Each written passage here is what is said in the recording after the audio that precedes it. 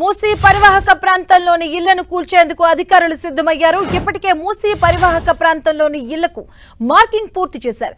మరి కాసేపట్లో ఆ ఇళ్లను కూల్చివేయనున్నారు మున్సిపల్ రెవెన్యూ అధికారులు. చాదర్ఘట్లోని ముసానగర్, రసల్పురాలో నివాసం ఉంటున్న వారిని ఇప్పటికే ఖాళీ చేయించారు అధికారులు. బాధితులందరికీ చంచల్గూడలోని ప్రభుత్వ స్థలంలో డబుల్ బెడ్రూమ్ ఇళ్లను కేటాయించింది ప్రభుత్వం. ఇప్పటి వరకు చాదర్ఘట్ పరిసర ప్రాంతాల్లో 20 ఇళ్లకు మార్కింగ్ చేసిన అధికారులు నిర్వాసితులను తరలిస్తూ ఉన్నారు.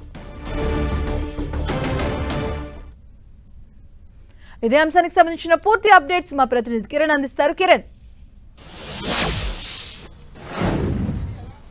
మధు, మూసీ పరివాహక ప్రాంతాల్లో రివర్ బెడ్ ఏరియాల్లో మార్కింగ్ చేసిన ఇళ్లకు సంబంధించి కూల్చివేత ప్రక్రియ ఇటు జీహెచ్ఎంసీ రెవెన్యూ అధికారులు సంయుక్తంగా చేస్తున్నట్టుగా మనం చెప్పుకోవాల్సింది. ఇప్పటికే ఈ ఇళ్లకు సంబంధించిన ఎవరైతే నిర్వాసితులు ఉంటారో వారికి పునరావాసం కల్పించడంతో వారంతా ఖాళీ చేసినట్టు కూడా రెవెన్యూ అధికారులు సీలు వేసిన దృశ్యాలు మనకి కనిపిస్తున్నాయి. ఇక చాదర్ఘడ్తో పాటు రసూల్పురా ఈ చుట్టుపక్కల ప్రాంతాలకు సంబంధించి కూడా 20 కుటుంబాలకు సంబంధించి కూడా ఇప్పటికే వాటిని పునరావాస కేంద్రాలకు తరలించిన నేపథ్యంలో ఈ బిల్డింగ్ సంబంధించి వీటిని ఆ షెడ్లను కూల్చివేసేందుకు ఇటు రెవెన్యూ అధికారులు కూడా సన్నద్ధమవుతున్నట్టుగా తెలుస్తుంది. ప్రస్తుతానికైతే మరికొద్ది సేపట్లో రెవెన్యూ అటు జీహెచ్ఎంసీ అధికారులు సంయుక్తంగా వీటిని కూల్చివేతలు చేయబోతున్నారు. ఇప్పటికే దీనికి సంబంధించి మూసీ పరివాహక ప్రాంతాలకు సంబంధించి కూడా మార్కింగ్ ప్రక్రియ కొంత ఒడిదుడుకుల మధ్య కొనసాగుతున్న నేపథ్యంలో ఎవరైతే బెనిఫిషియర్స్ ఇప్పటికే వాళ్ళు స్వచ్ఛందంగా ఇల్లు ఖాళీ చేస్తామంటూ అధికారులకు చెప్పడం, ఆ తర్వాత ప్రభుత్వం కేటాయించిన డబుల్ బెడ్రూమ్లకి వారు చేరుకోవడంతో ప్రస్తుతానికైతే వాటిని కూడా కూల్చివేసేందుకు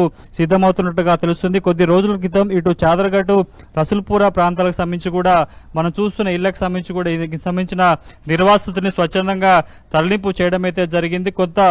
చాలా చోట్ల ఇటు నిర్వాసితులకు సంబంధించి కూడా కొంత ఆందోళన వ్యక్తమవుతున్న నేపథ్యంలో కొంతమంది డబుల్ బెడ్రూమ్ సంబంధించిన పునరావాస కేంద్రాలకు వెళ్లేందుకు సుముఖత చూపడం, ఒప్పుకోవడంతో కూడా వాటికి సంబంధించి తిరిగి పునరావాసం కల్పించిన తర్వాత మరి తిరిగి ఒకసారి వాళ్ళు ఖాళీ చేసిన ఇళ్లకు వచ్చే అవకాశం ఉన్న నేపథ్యంలో వాటినైతే ముందస్తుగా మార్కింగ్ చేసిన వాటిని కూల్చివేతలని రంగం సిద్ధం చేశారు. ఎందుకంటే గడిచిన కొద్ది రోజులుగా హైదరాబాద్ నగరంలో ఏ అక్రమ కట్టడానికి సంబంధించి కూడా కూల్చివేత సంబంధించి హైడ్రా ముందు వస్తున్నట్టుగా భావించారు. కానీ ప్రస్తుతానికైతే మూసీ పరివాహక సంబంధించిన అయితే పరివాహక ప్రాంతాల్లో అధికారులు, స్థానిక అధికారులు, రెవెన్యూ అధికారులు కలిసి మార్కింగ్ వేశారు. వాటిని కూడా స్వచ్ఛందంగా వారే కూల్చివేసేందుకు రంగం కూడా సిద్ధం చేసుకున్నట్టుగా చెప్పాల్సి ఉంటుంది.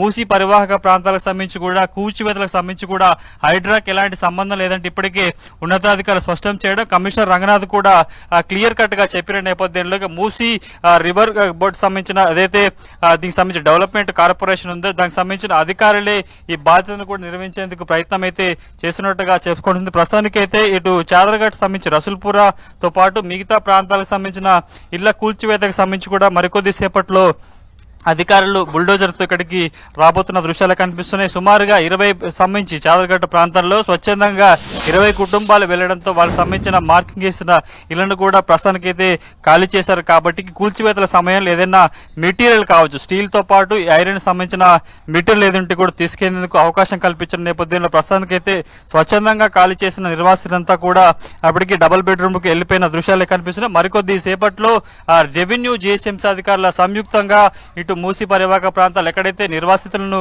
పునరావాస కేంద్రం తరలించి ఖాళీగా నీళ్లను కూడా ప్రస్తుతానికైతే రెవెన్యూ అధికారులు కూల్చివేసేందుకు సిద్ధమవుతున్నట్టుగా మనం చెప్పాల్సి ఉంటుంది. Madhu, thank you Kiran.